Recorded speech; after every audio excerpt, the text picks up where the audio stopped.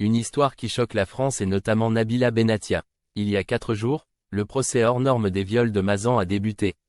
Durant 10 ans, Gisèle Pelicot a été la victime de son époux, Dominique Pelicot.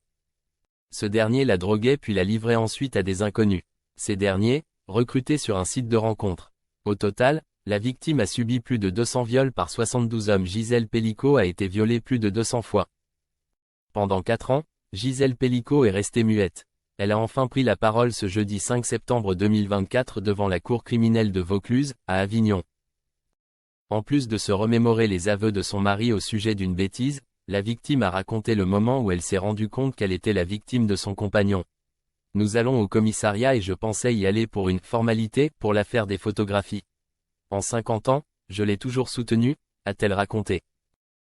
Avant de poursuivre, on a été un couple solide face à la maladie et aux ennuis financiers.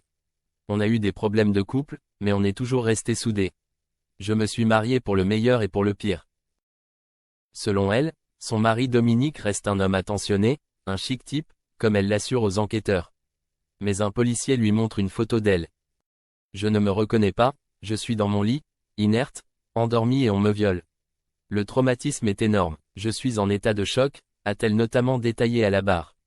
De douloureux souvenirs qui n'ont fait qu'accroître la peine et le choc des Français au sujet de cette sombre histoire.